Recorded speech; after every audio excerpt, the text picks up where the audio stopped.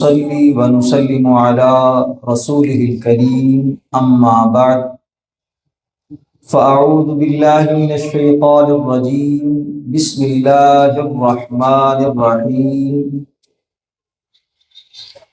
يا أيها الناس كلوا مما في الأرض حلالا طيبا ولا تتبعوا خطوات الشياطين إنه لكم عدو مبين وقال النبي صلى الله تعالى عليه وآله وسلم يا أيها الناس اتقوا الله واجملوا في الطلب آمنت بالله صدق الله العلي العظيم۔ اللہ رب العزت کا فضل و کرم، اس خالق کائنات کی دی ہوئی توفیق سے آج ہم اس کے گھر میں اس کے ذکر کے لیے علماء ربانیین کی موجودگی میں حاضر خدمت ہیں۔ اللہ رب العزت کی بارگاہ میں دعا ہے وہ پاک ذات ہم تمام کا یہاں پر جمع ہونا اپنی بارگاہ میں قبول و منظور فرمائے۔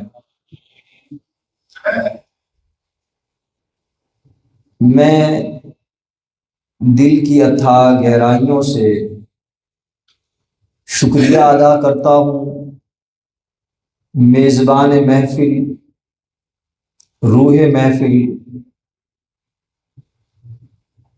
جناب حضرت علامہ مولانا پروفیسر ڈاکٹر غلام محی الدین نقشبندی صاحب دامت فیوزہم کا۔ آپ نے دل کی راہیں کھول کر ہمیں یہاں دعوت دی، اور اہل سلسلہ جب بھی آپس میں ملتے ہیں اور ایک دوسرے کے ساتھ محبت رکھتے ہیں، یہ محبت مخلوق خدا اور اللہ رب العزت کی محبت کے حصول کے لیے ہوتا ہے۔ اللہ رب العزت کا کرم ہے اس علاقے میں کہ ایسی شخصیت، علمی شخصیت، روحانی شخصیت اور اپنے علم پر عمل کرنے والی شخصیت اس علاقے کو نصیب ہوئی۔ آپ کے علاوہ دوسرے احباب علماء کرام کثیر تعداد میں موجود ہیں، سب کا شکریہ ادا کرتا ہوں۔ آپ تمام احباب نے ویلکم کیا، بلایا، یہ ساری عزتیں اور ساری نسبتیں آپ علیہ الصلاۃ والسلام کے جوڑوں کے صدقے سے ہیں۔ یہاں پر مجھ جیسا گناہگار بندہ بھی، گناہوں سے لت پت انسان بھی، جب اس کو بھی عزت دی جاتی ہے تو یہ نہ میری شخصیت کی عزت ہے، یہ کسی نسبت کی وجہ سے عزت ملتی ہے، اور یہ نسبت اتنی بڑی نسبت ہے کہ اللہ رب العزت انہی نسبتوں کے سائے میں بندے کو پوری زندگی گزارنے کی توفیق عطا فرمائے اور انہی نسبتوں میں موت عطا فرمائے۔ وقت بہت ہو چکا، بتایا گیا وقت مختصر ہے، 10:30 تو ہو چکے ہیں۔ بس افسوس کا مقام یہ ہے، ہمارا یہ ملک جس میں ہم نے حاصل کیا تھا یہاں پر آزادی ہوگی، اللہ کا نام آزادی سے لیں گے، بدقسمتی سے ہم دوبارہ بہت پستی کی طرف جا رہے ہیں۔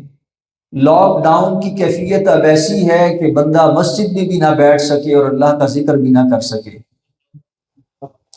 سوچنے کا مقام ہے اور ہمیں اس پر اپنے گروگانوں میں جھانکنا پڑے گا، رک کر غور کرنا پڑے گا کہ کہیں ایسا تو نہیں ہم سارا بلیم کسی اور پر ڈالتے ہیں اور وہ ایک انگلی جو دوسری طرف اشارہ کرتی ہے، دراصل 4 انگلیاں وہ اپنی طرف اشارہ کر رہی ہوتی ہیں کہ ذرا غور کر، تو الزام کسی اور کی طرف دے رہا ہے لیکن اپنے گریبان میں نہیں جھانک رہا کہ کہیں تجھ سے تو کوئی کوتاہی نہیں ہو رہی۔ اس کوتاہی کو آج تھوڑا سا سمجھنے کی کوشش کرتے ہیں۔ گفتگو کو مختصر 3 حصوں میں تقسیم کر کے آپ سے عرض کرتا ہوں۔ پہلا حصہ، الحمدللہ ہم یہاں پر آئے، حضرت صاحب نے، پروفیسر ڈاکٹر غلام محی الدین صاحب دامت فیوزہم، آپ نے اشارہ فرمایا جس بات کی طرف، یہ محافل جب ہم اس میں آ کر بیٹھتے ہیں، اتنی بابرکت محفلیں ہیں، سکون ہی سکون ہے، اصلاح ہی اصلاح ہے، اور انسان کو اپنے مقصد حقیقی کی طرف قریب تر ہونے کا ذریعہ ہے۔ ایک مثال سے میں اکثر بیان کرتا ہوتا ہوں، وہی مثال میں دوبارہ یہاں پر دیتا ہوں۔ آئیں در رسول پر چلتے ہیں۔ یا رسول اللہ صلی اللہ تعالی علیہ وآلہ وسلم، دنیا میں ہم نے دیکھا دنیاوی بڑے منصب پر فائز ہو، اس کا پروٹوکول ہی دیکھنے میں نہیں آتا۔ وزیر اعظم صاحب تشریف لے آئیں، روٹرز کی گاڑیاں ہوں گی، آگے پیچھے علاقوں کو کلیئر کیا جائے گا، تمام ملک کی ایجنسیاں وہاں پر موجود ہوں گی، سیکرٹ ایجنسیاں وہاں پر موجود ہوں گی، علاقوں کو کلیئر کیا جائے گا، کہیں ایسا نہ ہو کوئی مسئلہ کھڑا ہو جائے۔ کیوں؟ وزیر اعظم صاحب تشریف لا رہے ہیں، یہ ایک دنیاوی منصب ہے، دنیاوی ٹائٹل ہے، دنیاوی منصب اور دنیاوی ٹائٹل، اس کے لیے اتنا پروٹوکول ہوتا ہے۔ اے اللہ کے رسول صلی اللہ تعالی علیہ وآلہ وسلم، اللہ کے ذکر پر جمع ہونے کی آپ نے ترغیب دی، بارہا ترغیب دی، اور صحابہ کرام کو اتنی ترغیب دی، اگر وہ احادیث مبارکہ بیان کرنا شروع کریں تو وقت کے دامن میں اتنی گنجائش نہیں کہ ان کو بیان کیا جا سکے۔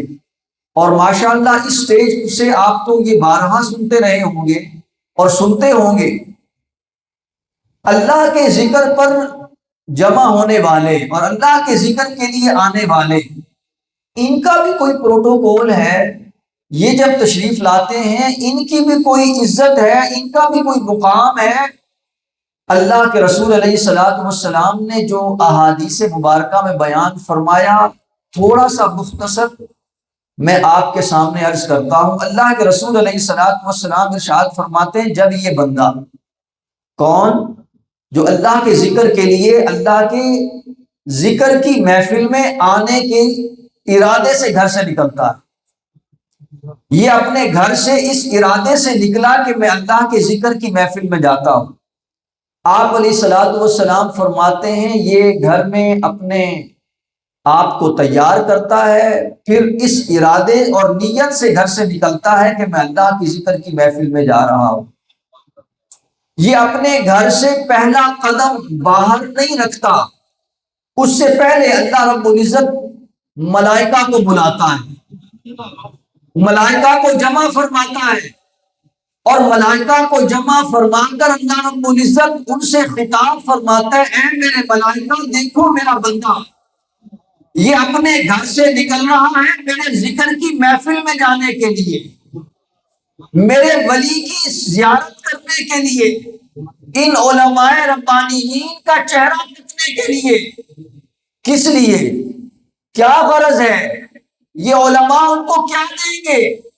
نہیں، کچھ نہیں دیں گے، فقط اللہ کی محبت ملے گی، اللہ راضی ہوگا۔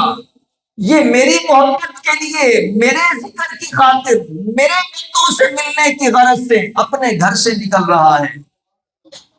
آؤ سنو، تم سب کو گواہ بنا رہا ہوں، یہ بندہ جو اس نیت سے اپنے گھر سے نکل رہا ہے، یہ پہلا قدم اپنے گھر کی دہلیز سے باہر اس نے نہیں رکھا، میں اس کی نیت جان چکا ہوں، میں اس کے دل کے بھید سے آیا ہوں، یہ میرے ذکر کی محفل میں جا رہا ہے، تم گواہ ہو جاؤ میں نے اس کے پچھلے تمام گناہوں کو معاف کر دیا۔ یہ گناہ معاف ہو جاتے ہیں کب؟ ابھی یہ گھر سے نہیں نکلا ہوتا، یہ پہلا قدم زمین پر نہیں رکھتا، اس سے پہلے اس کے گناہوں کی مغفرت کر دی جاتی ہے۔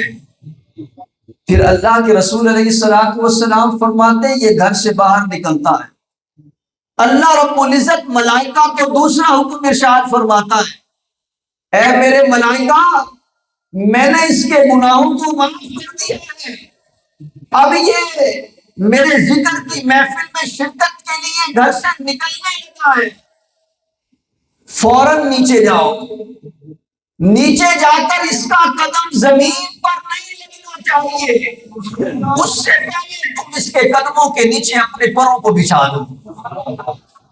یہ زمین پر چل کر اس میرے ذکر کی محفل میں نہ جائے، اس سے پہلے تمہارے پر ان کے قدموں کے نیچے بچھ جانے چاہیے، یہ تمہارے پروں پر چل کر اس محفل میں پہنچے۔ اللہ کے رسول علیہ الصلوۃ والسلام فرماتے ہیں ملائکہ زمین پر جھپٹتے ہیں، اپنے پر اس کے قدموں کے نیچے بچھا دیتے ہیں، یہ ملائکہ کے پروں پر چل کر اس محفل میں شریک ہوتا ہے۔ پھر جب اس محفل میں آ کر اللہ کے بندے اللہ کے ذکر کے لیے جمع ہو جاتے ہیں، ملائکہ کو پھر حکم ہوتا ہے، اے میرے ملائکہ اب یہ جو میرے بندے میرے ذکر کے لیے جمع ہو گئے، میری یاد کے لیے اکٹھے ہو گئے، تم اس محفل کو چاروں طرف سے گھیر لو۔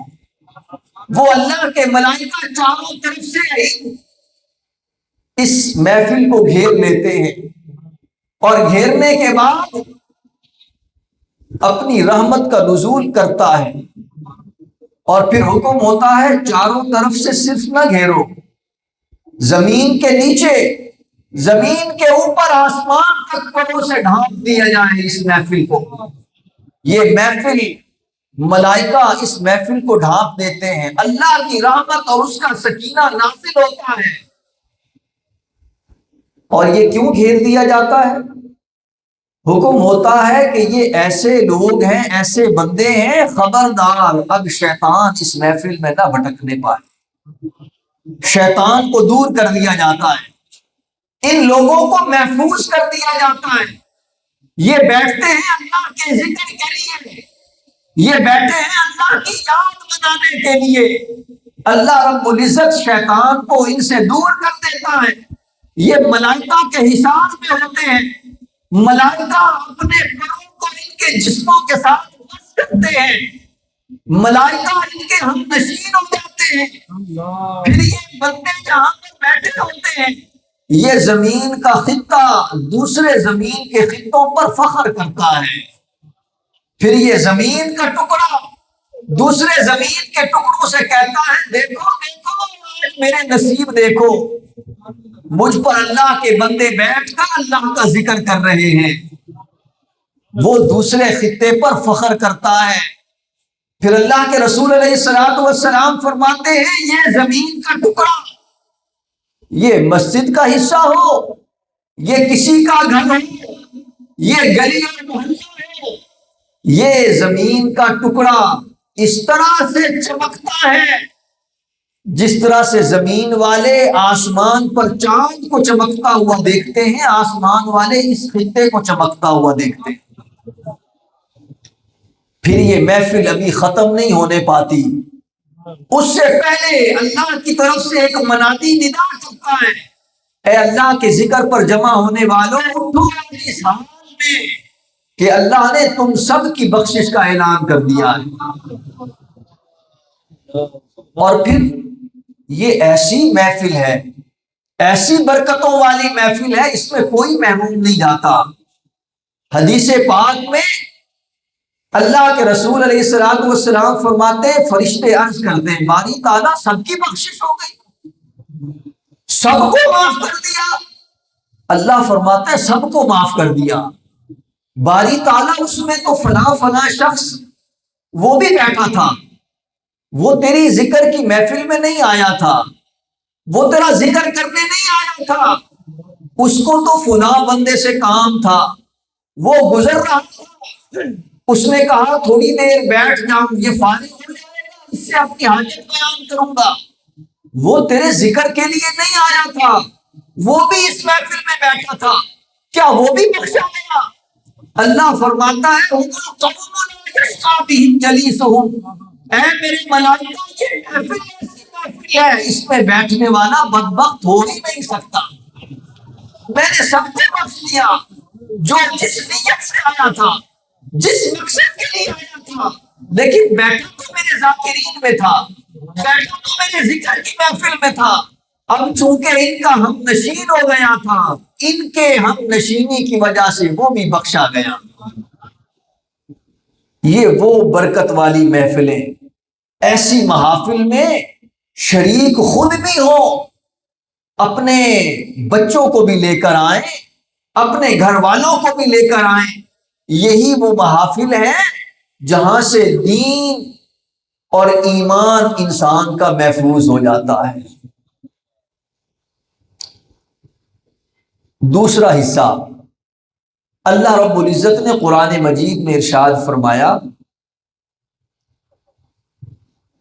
یا ایھا الناس کلوا مما فی الارض حلالا طیبا ولا تتبعوا خطوات الشیطان انہ لکم عدو مبین۔ آج ہم ارد گرد نگاہ ڈالیں، ہر کوئی پریشان ہے، کوئی دیندار ہے وہ بھی پریشان ہے، جو بے دین ہے وہ بھی پریشان ہے، نمازی ہے وہ بھی پریشان ہے، ذکر کرنے والا ہے وہ بھی پریشان ہے، الا ماشاء اللہ، جن کو اللہ اپنی حفاظت میں لے لیتا ہے، اس کے سوا ہر طرف پریشانی اور مایوسی نظر آتی ہے۔ کہیں پر مہنگائی کا رونا ہے، کہیں پر والدین بچوں کی وجہ سے پریشان ہیں، گھر کا سربراہ گھر کے ماحول کی وجہ سے پریشان ہے، شوہر بیوی کی وجہ سے پریشان ہے، بیوی شوہر کی وجہ سے پریشان ہے، بچے والدین کی وجہ سے پریشان ہے، رشتہ داروں سے پریشان۔ کوئی طبقہ ایسا نہیں، تاجر ہو، خرید و فروخت کرنے والا ہو، تجارت پیشہ ہو، کھیتی باڑی کرنے والا ہو، کوئی اپنا کام کرنے والا ہو، کوئی طبقہ ایسا نہیں جہاں پر آپ کو سکون ہی سکون ملے، سوائے اللہ کے چنیدہ بندے جن کو اللہ اپنے ذکر کے لیے چن لیتا ہے۔ اس کی کیا وجہ ہے؟ اگر ہم وجہ ڈھونڈ لیں، مریض کی اگر مرض کی تشخیص ہو جائے تو مرض کا علاج آسان ہو جاتا ہے، اور اگر تشخیص نہ ہو، پتہ ہی نہیں ہے کہ مرض ہے کیا، فلاں گولی اٹھا کے دے دو، یہ سیرپ پلا دو، یہ سیرپ پلا دو، پلاتے رہو، پتہ نہیں علاج کیا کرنا ہے۔ مرض کا جب تک پتہ نہیں چلے گا علاج نہیں ہو سکے گا۔ آئیں آج ڈھونڈتے ہیں مرض کیا ہے، مرض کی تشخیص کرتے ہیں تاکہ ہم علاج کرنے کے اور کروانے کے قابل بن سکیں۔ آئیں در رسول پر چلتے ہیں، اللہ کے رسول علیہ الصلوۃ والسلام کا در، جہاں سے ہر مرض کی شفا، ہر مرض کی علاج وہیں سے ملتا ہے۔ اللہ رب العزت نے قرآن مجید میں ارشاد فرمایا، اے لوگوں، میری زمین میں حلال اور طیب کھاؤ، کلو مما فی الارض حلالا طیبا، حلال اور طیب کھانا کھاؤ، ولا تتبعوا خطوات الشیطان، شیطان کی پیروی میں نہ چلنا، شیطان کی اتباع نہ کرنا، انہ لکم عدو مبین، وہ تمہارا کھلا دشمن ہے۔ اللہ پتہ بتا رہا ہے تمہارا دشمن تمہاری تانگ میں بیٹھا ہے، وہ تمہیں میرے راستے سے گمراہ کرے گا۔ اس نے تو میرے سامنے کھڑے ہو کر دیدہ دلیری کے ساتھ قسم کھائی تھی، لَأُغْوِيَنَّهُمْ أَجْمَعِينَ، فَبِعِزَّتِكَ لَأُغْوِيَنَّهُمْ أَجْمَعِينَ، اے اللہ مجھے تیری عزت کی قسم تیرے بندوں کو اغوا کر کے دکھاؤں گا، ان کو تیرے راستے سے اغوا کروں گا۔ اور ہم سب اغوا ہو چکے، ہمیں پتہ بھی نہیں، ہم اغوا ہو چکے، شیطان اغوا کر چکا۔ آئے ذرا سمجھتے ہیں وہ کیسے اغوا کر چکا، وہ کیسے اپنے راستے پہ ڈال چکا۔ اللہ کے رسول علیہ الصلوۃ والسلام ارشاد فرماتے ہیں، ایک شخص مسافر ہے، سفر پر ہے، اور آپ کو معلوم ہے اللہ کے رسول علیہ الصلوۃ والسلام نے ایک اور حدیث مبارکہ میں بیان فرمایا، جن میں آپ علیہ الصلوۃ والسلام نے وہ اشخاص جن کی دعا اللہ رب العزت رد نہیں فرماتا، ان میں ایک مسافر بھی ہے۔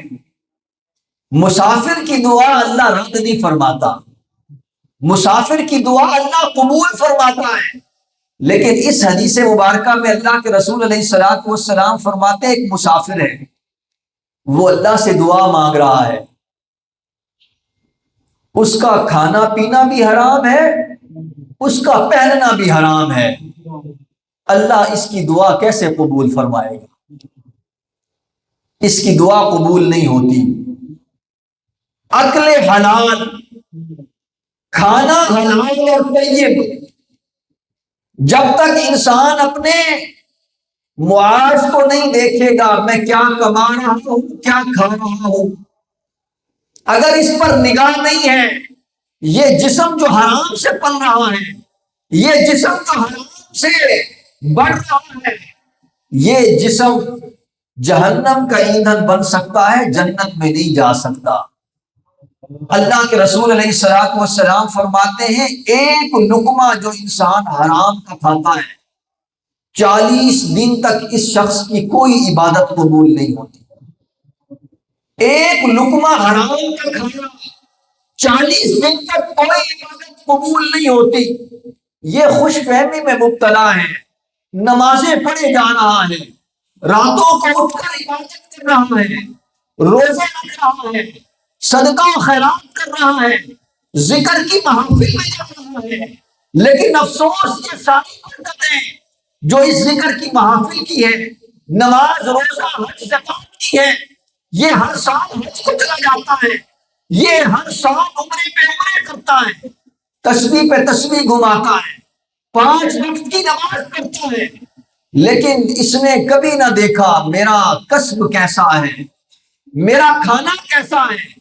اگر تو اس کا کسب حرام ہے، یہ حرام کا لقمہ کھا رہا ہے، حرام کا لقمہ بیوی بچوں کو کھلا رہا ہے، کتنی ہی نمازیں پڑھتا رہے، کتنے ہی عمرے کرتا رہے، کتنے ہی حج کرتا رہے، کچھ نہیں بن سکے گا، کچھ نہیں بن سکے گا۔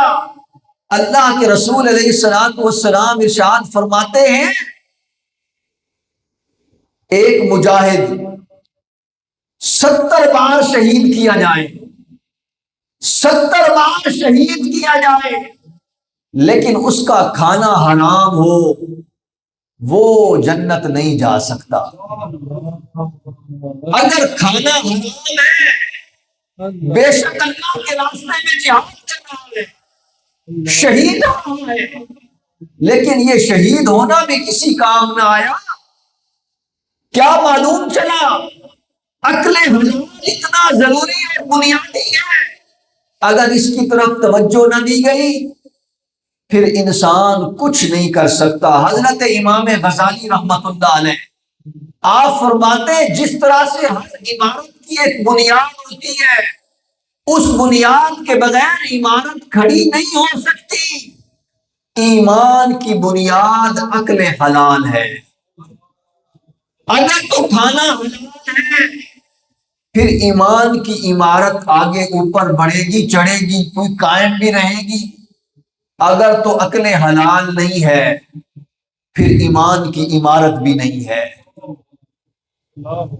آپ علیہ الصلوۃ والسلام ارشاد فرماتے ہیں، اے میرے پیارے صحابہ، قیامت کے دن کچھ لوگ اللہ کی بارگاہ میں پیش ہوں گے، ان کے نامہ اعمال میں تہامہ پہاڑ کے برابر نیکیاں ہوں گی، نیکیوں کے پہاڑ، وہ خوش ہوں گے آج تو ہماری نجات ہو جائے گی، ہم نے اتنی نیکیاں کی، نمازیں پڑھی، صدقات خیرات کیے، عمرے کیے، حج کیے، تہامہ پہاڑ کے برابر نیکیاں۔ آپ علیہ الصلوۃ والسلام ارشاد فرماتے ہیں سب روئی کے گالوں کی طرح اڑا دی جائیں گی، سب ضائع ہو جائیں گی۔ صحابہ کرام حیران ہو کر پوچھتے ہیں یا رسول اللہ صلی اللہ علیہ وسلم، یہ کس وجہ سے اس کی اتنی نیکیاں ضائع کر دی گئی اور کوئی ایک نیکی بھی قبول نہ ہوئی، کیا وجہ بنی؟ آپ علیہ الصلوۃ والسلام ارشاد فرمایا، اے میرے پیارے صحابہ، جب اس کے سامنے کوئی حرام پیش کیا جاتا تو وہ حرام لے لیتا تھا، وہ حرام کھا لیتا تھا۔ یہ حرام کا قبول کرنا اس کے نیکیوں کو ضائع کر دے گا۔ نیکیاں کب محفوظ رہیں گی؟ جب عقل حلال ہوگا، اور ہم نے حلال کیا سمجھا اور حرام کیا ہے۔ ہر وہ چیز ہمیں معلوم ہے حلال کسے کہتے ہیں، حرام کسے کہتے ہیں۔ ہم کسی سے کوئی چیز عاریتاً لے لیں، ادھار لیں اور واپس کرنے کی نیت نہ ہو، یہ ادھار لینا بھی حرام۔ ایک چیز ہے حلال ہے، بکری ہے حلال ہے، آپ بکری کھائیں حلال ہے، ذبح کر کے گوشت کاٹیں، لیکن وہی بکری اگر چوری کر کے ذبح کر کے اللہ اکبر ایک بار نہیں 100 بار پڑھیں، وہ ہے چوری کی، وہ حلال نہیں ہو سکتی، وہ حرام ہے۔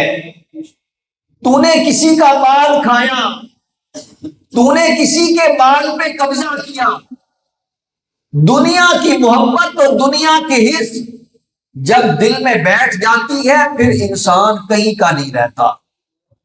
حضرت خواجہ نظام الدین اولیاء رحمت اللہ علیہ آپ فرماتے ہیں کسی نے حضرت ابراہیم بن ادم رحمت اللہ علیہ سے پوچھا، ابراہیم بن ادم، اللہ رب العزت نے آپ کو اسم اعظم عطا فرمایا ہے، کیا آپ بتائیں گے نہیں اسم اعظم کیا ہے، ہم بھی اسم اعظم حاصل کر سکیں؟ کون بتا رہے؟ حضرت خواجہ نظام الدین اولیاء رحمت اللہ علیہ۔ آپ فرماتے ہیں کسی نے حضرت ابراہیم بن ادم رحمت اللہ علیہ سے پوچھا ہمیں اسم اعظم کے بارے میں بتائیں، اسم اعظم کیا ہے؟ آپ نے فرمایا تو اپنے معدے کو حرام لقمے سے محفوظ رکھ، تیرا معدہ تیرا پیٹ حرام سے محفوظ ہو جائے اور تیرا دل دنیا کی محبت سے محفوظ ہو جائے، پھر تو اللہ کو جس نام سے پکارے وہ اسم اعظم ہے۔ ہم کیوں کہتے ہیں یہ اولیاء کاملین جب ان کی زبان سے کوئی بات نکلتی ہے یہ مستجاب الدعوات بن جاتے ہیں، اللہ ان کی دعاؤں کو قبول کر لیتا ہے۔ وہی دعا وہ کرتے ہیں، وہی دعا ہم کرتے ہیں، ان کی دعا قبول ہو جاتی ہے، ہماری دعا قبول نہیں ہوتی۔ یہ کیا وجہ ہے؟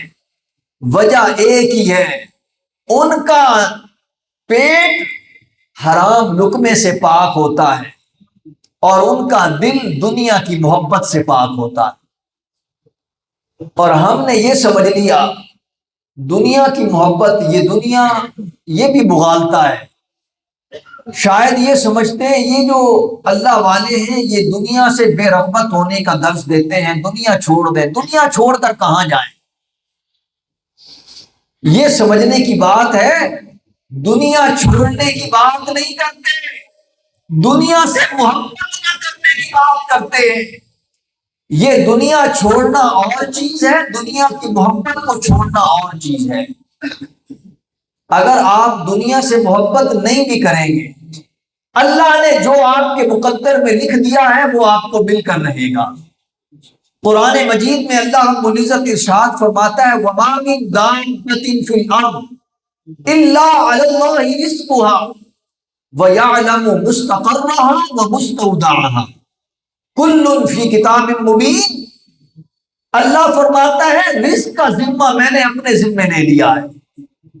کوئی جاندار زمین پر ایسا نہیں جس کا رزق کا ذمہ میں نے اپنے ذمے نہ لے لیا ہو۔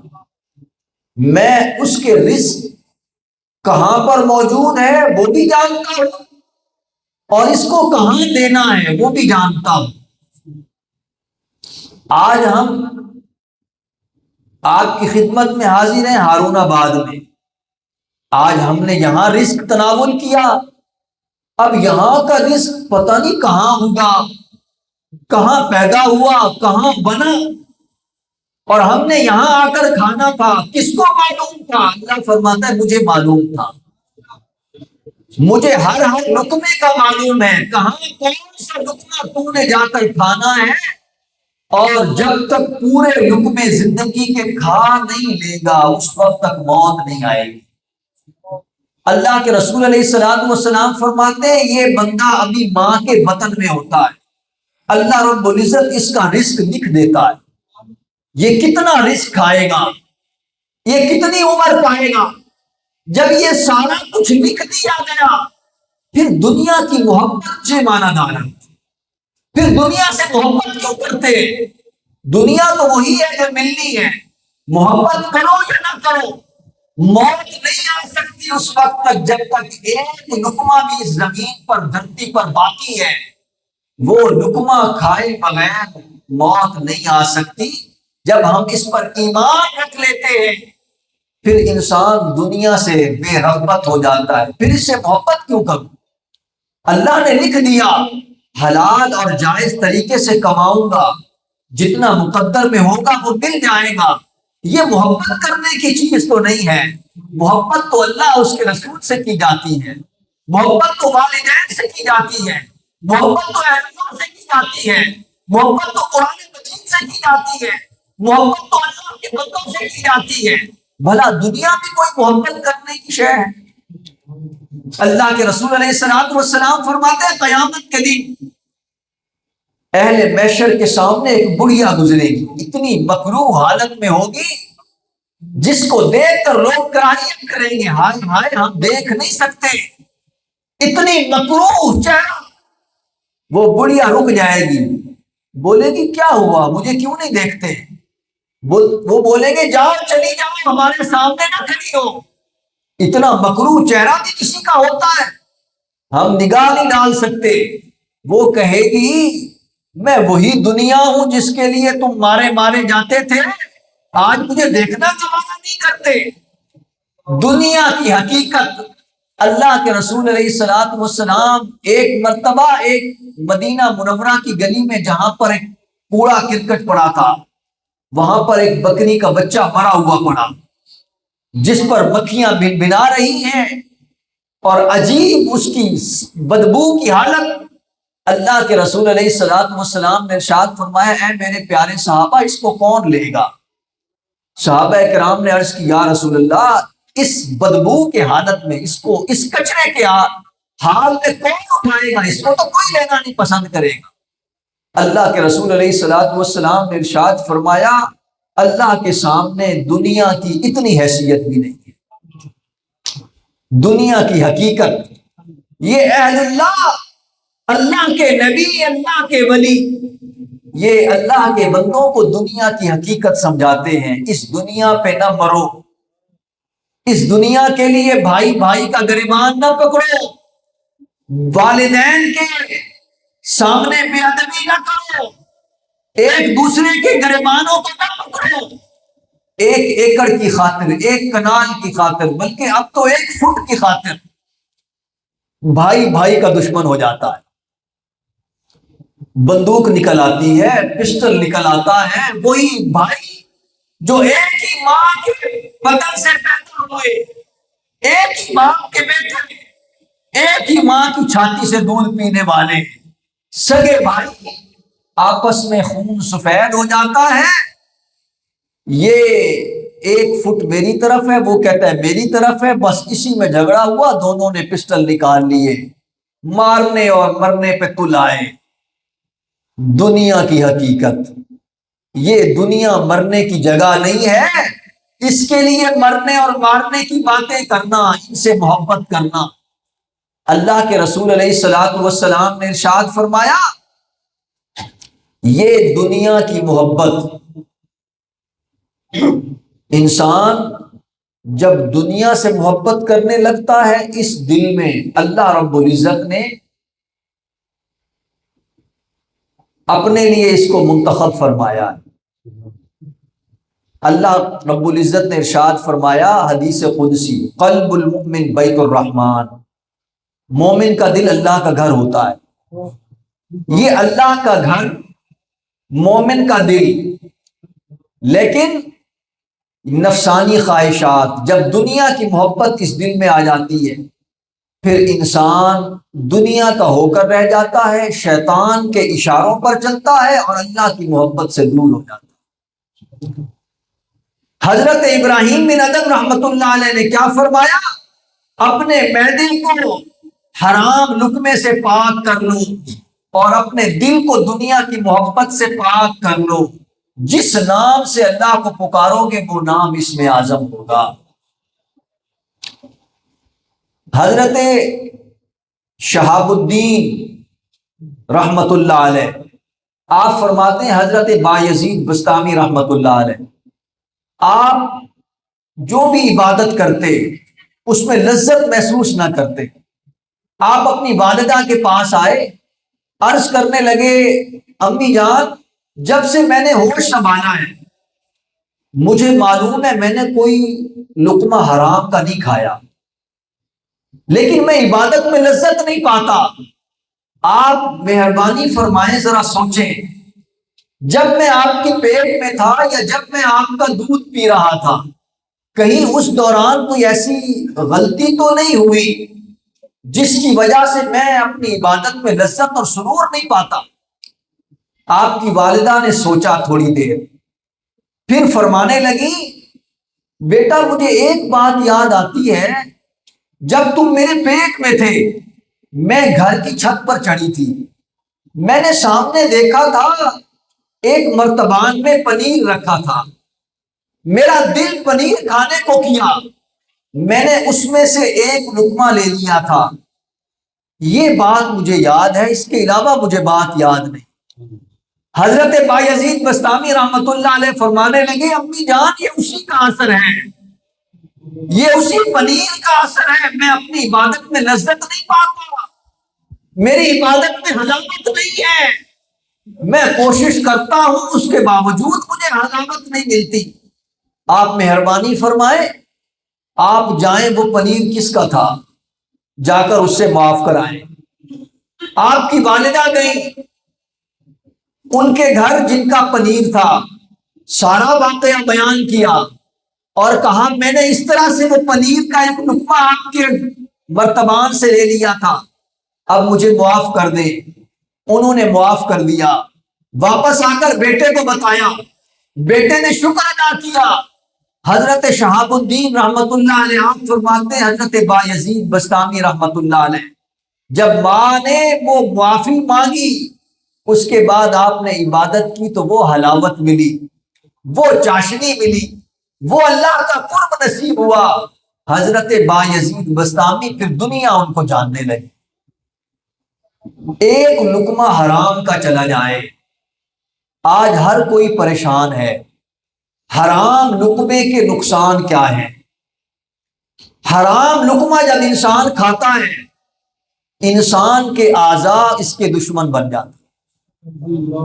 اب یہ نیکی کرنا بھی چاہیے، یہ اعضاء نیکی نہیں کرنے دیتے، یہ نیکی کرنے کی کوشش کرتا ہے، نیکی اس سے نہیں ہوتی، اس کی اولاد نافرمان ہو جاتی ہے، اس کی بیوی نافرمان ہو جاتی ہے، اس کا رزق تنگ کر دیا جاتا ہے، یہ معاشی پریشانیوں کا شکار ہو جاتا ہے۔ الغرض جتنے مسائل کا ہم شکار ہیں، ہم غور کریں کہیں ایسا تو نہیں ہم رزق کے حرام کی طرف بڑھ رہے ہیں؟ ایسا تو نہیں ہمارے گھر میں حرام کا لقمہ آ رہا ہے؟ ایسا تو نہیں ہمارے بچے حرام کے لقمے سے پل رہے ہیں؟ ایسا تو نہیں میں کاروبار کر رہا ہوں، خوش ہو رہا ہوں، میرے کاروبار بڑھ رہا ہے، میرے پاس پیسے آ رہے ہیں؟ کہیں ایسا تو نہیں کہ میں وہ پیسے حرام طریقے سے کما رہا ہوں؟ آج کل یہ تمیز ہی ختم ہو گئی، پیسے آنے چاہیے، مہنگائی کا دور ہے، کیا کریں، پورا نہیں ہوتا، اور اگر حلال طریقے سے کرتے ہیں تو پورا نہیں ہوتا، حرام نہ کریں تو گھر نہیں چلتا، کاروبار نہیں چلتا، اللہ پر اعتماد اور یقین نہیں رہا۔ یہ شیطان نے ہمیں بہکا دیا، وہ یہ ہمیں سمجھاتا ہے تو دودھ میں پانی ملا، اگر پانی نہیں پلائے گا تو یہ دودھ، اس کا خرچہ تجھے پورا ہی نہیں ہوگا۔ اللہ کے رسول نے جن باتوں سے منع فرمایا وہ حرام کام جب تک ہم نہ کر لیں اس وقت تک ہمیں سکون نہیں آتا، اور حرام کام کرنے کے بعد بھی سکون تو ویسے ہی غائب ہو جاتا ہے، اللہ کی رحمت بھی اٹھ جاتی ہے، برکت بھی اٹھ جاتی ہے۔ حرام لقمے سے اپنے آپ کو بچانا ہے، جب تک حرام لقمے سے اپنے آپ کو نہیں بچائیں گے اس وقت تک کچھ نہیں بنے گا۔ حضرت یوسف بن اسبات رحمت اللہ علیہ آپ فرماتے ہیں شیطان اپنے چیلوں سے کہتا ہے جاؤ یہ جو نوجوان اللہ کی عبادت کر رہے ہیں جاؤ ان کو دیکھو ان کا کھانا پینا کیسا ہے۔ وہ جاتے ہیں اور دیکھتے ہیں، پھر آ کر اپنے شیطان بڑے شیطان کو بتاتے ہیں یہ نوجوان جو مسجد میں بڑے بڑھ چڑھ کر نماز پڑھتے ہیں، بڑی نیکی کی طرف آگے بڑھتے ہیں، ان کا کھانا پینا حرام ہے۔ وہ شیطان کہتا ہے بس چھوڑ دو ان کو، ان کے حال پر چھوڑ دو، ان پر محنت کرنے کی ضرورت نہیں ہے، ان کی کوئی نیکی قبول نہیں ہوگی۔ جب وہ دیکھتا ہے کہ نوجوان حرام کھا رہا ہے پھر شیطان بھی اس پر کوئی محنت نہیں کرتا، اس کا حرام کا لقمہ اس کے لیے کافی ہے، اس کی کوئی نیکی قبول نہیں ہوگی۔ حضرت عائشہ صدیقہ رضی اللہ تعالی عنہا ام المؤمنین امی جان فرماتی ہیں لوگ بڑی عبادت سے غافل ہیں، افضل ترین عبادت اس سے غافل ہیں، اگر وہ اس کی فکر کر لیں وہ نجات پا جائیں، اور وہ کیا ہے؟ حلال رزق کمانا۔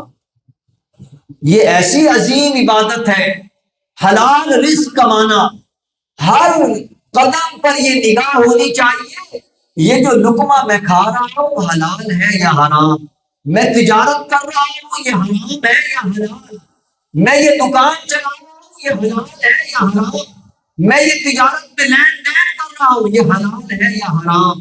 ایک ایک لقمے پہ جب بندہ نگاہ کرے گا پھر اس کے دل کے اندر وہ نور پیدا ہوگا، اس نور کے ذریعے پھر یہ اللہ کے قرب کو پائے گا، ورنہ یہ شیطان کے چیلوں کے اندر اور شیطان کے کاموں کے اندر ایسا مست رہے گا اس کو خبر ہی نہیں ہوگی، یہ دنیا سے ایسے ہی چلا جائے گا۔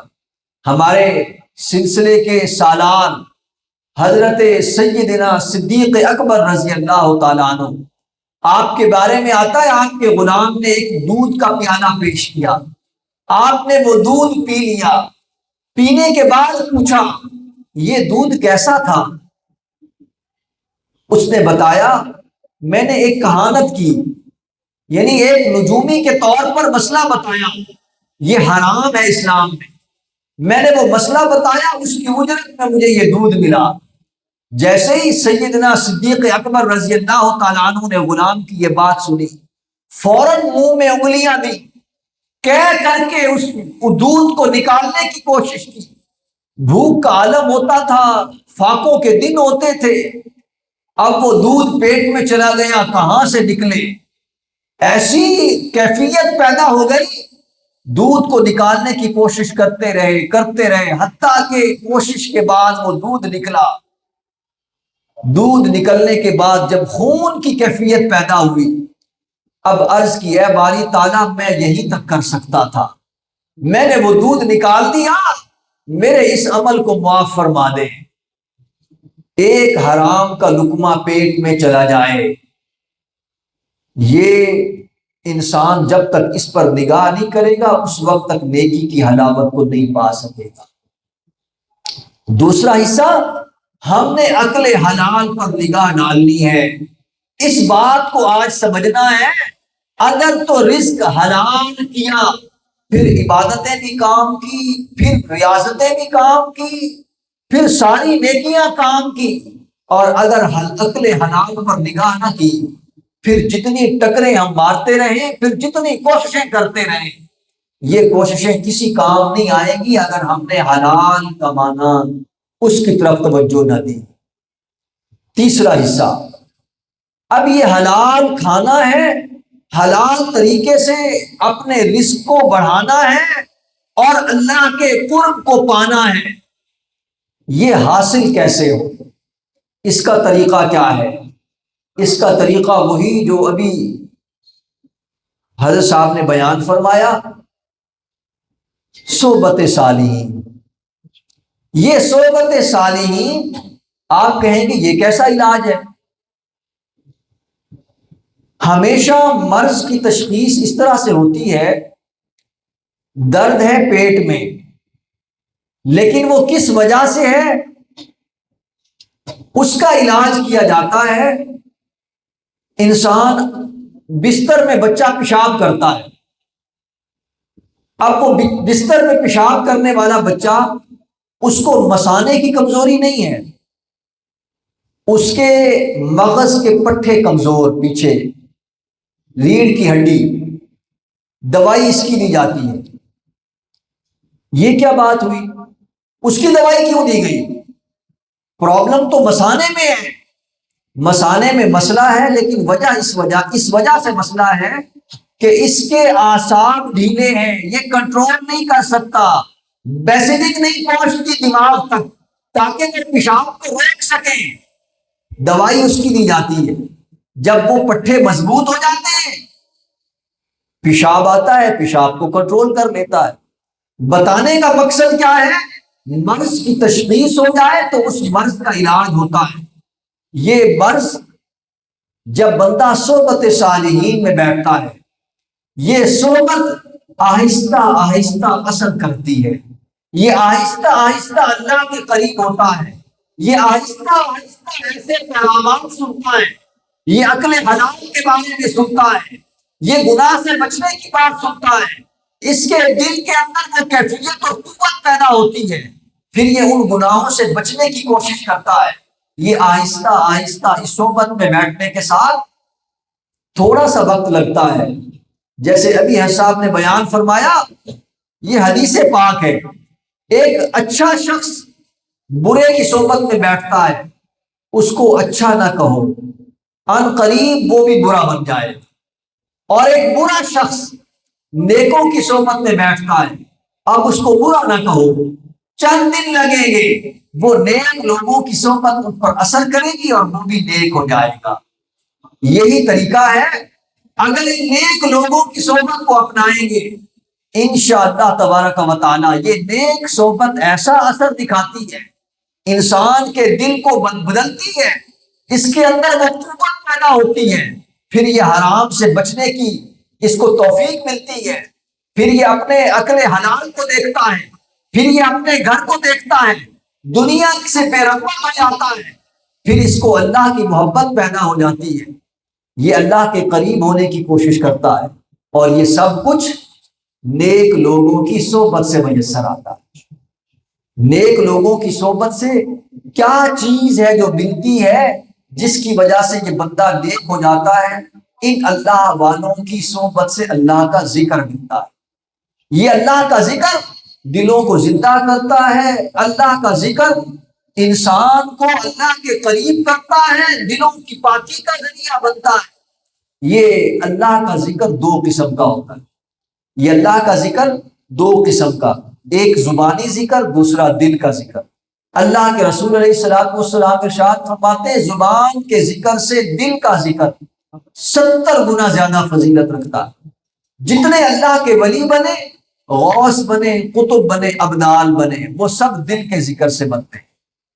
الحمدللہ اللہ کا بہت بڑا احسان ہوا، میرے مرشد و مربی آپ نے وہ نعمت عظمیٰ دل کے ذکر کی نعمت جو سینہ بسینہ آپ تک پہنچی وہ عطا فرمائی، اور فرمایا آگے اس نعمت کو تقسیم کرو تاکہ جہاں تک یہ نعمت پہنچے لوگ اس نعمت کو حاصل کریں، نعمت کو حاصل کر کے اللہ کے قرب کو پا سکیں۔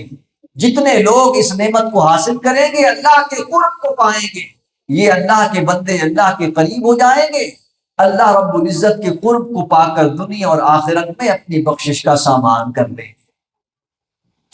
یہ دل کا ذکر اجازت کے بغیر نہیں ملتا۔ ابھی چند منٹ میں اس کا دل کے ذکر کا طریقہ آپ کو سمجھا دیتا ہوں۔ جنہوں نے ابھی تک ان کو یہ ذکر کی نعمت نہیں ملی ان کو اجازت مل جائے گی۔ اگر یہ نعمت آپ نے لے لی اور اس کو کرنا شروع کر دیا، چند دن میں دل کی دنیا ایسے بدلے گی، معلوم ہوگا کہ اصل نیکی تو یہ ہے جو اب کرنا شروع کی۔ مرد عورت کوئی بھی ہو، اس کا دل الٹی طرف پستان سے 2 انگلی نیچے، یہ دل کا مقام ہے، یہ اللہ کی محبت کا مقام ہے، یہ اللہ کی معرفت کا مقام ہے۔ ہر وقت اٹھتے بیٹھتے چلتے پھرتے کھاتے پیتے پڑھتے پڑھاتے آپ جو کام کر رہے ہیں کرتے رہے، دنیا سے منع نہیں، خوب دنیا کے کام کرو لیکن اللہ کے ہو کر کرو، پھر کامیابی ہے۔ ہر وقت اپنا خیال اور تصور دل کے مقام پر رکھ کر سنیں، میرا دل کر رہا ہے اللہ اللہ اللہ، یہ ہے دل کا ذکر۔ خیال پکانا ہے، زبان سے اس کا کوئی تعلق نہیں۔ زبان سے آپ ذکر کریں، سبحان اللہ پڑھیں، الحمدللہ پڑھیں، اللہ اکبر پڑھیں، سب زبانی اذکار، لیکن میرے مرشد و مربی فرماتے ہیں جب تک دل پاک نہیں ہوگا اس وقت تک کچھ نہیں بنے گا۔ جی دل کا ذکر بس 1 منٹ میں طریقہ سمجھا دیتے ہیں۔ یہ دل کا ذکر ہر وقت اپنا تصور اور خیال دل کے مقام پر رکھ کر سننا ہے، میرا دل کر رہا ہے اللہ اللہ اللہ۔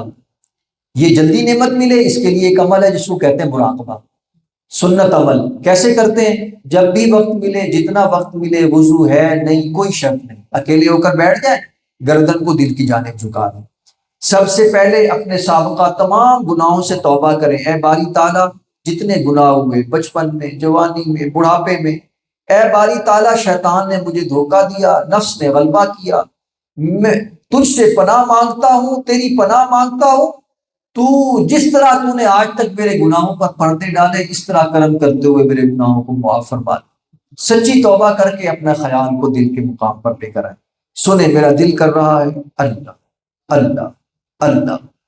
یہ مراقبہ، اس طرح مراقبہ کریں گے، دل کا ذکر پکائیں گے، انشاءاللہ چند دنوں میں دل زندہ، دل باخدا۔ اس کے علاوہ نماز نہیں چھوڑنی، نماز چھوڑنا گناہ کبیرہ، زانی، شرابی، بدکار، لانتی، سب سے بڑا گناہ گار بے نماز، ہر صورت میں نماز ادا کرنی۔ ننگے سر پھرنے کی دین اسلام میں اجازت نہیں ہے، بہترین ٹوپی لے کر سر کو ڈھانپیں، ننگے سر نہ پھریں۔ یہ داڑھی آپ علیہ الصلوۃ والسلام کی سنت مبارکہ، عزم شریعت واجب، داڑھی کا منڈوانا گناہ کبیرہ۔ اللہ کے رسول علیہ الصلوۃ والسلام فرماتے ہیں داڑھیوں کو بڑھاؤ، مونچھوں کو پست کرو، مشرکین کی مخالفت کرو، فکر کی کوئی ضرورت نہیں، صرف جو دل کا ذکر دیا ہے دل کا ذکر کر، ساری فکروں کو چھوڑ دیں۔ اللہ رب العزت ہمیں عمل کی توفیق عطا فرمائے اور ان اولیاء کاملین کی صحبت اور معیت میں بیٹھ کر اپنے باطن کو پاک کرنے کی، باطن کا تزکیہ کر کے عقل حلال کی توفیق عطا فرمائے، آمین۔ وما علینا الا البلاغ المبین۔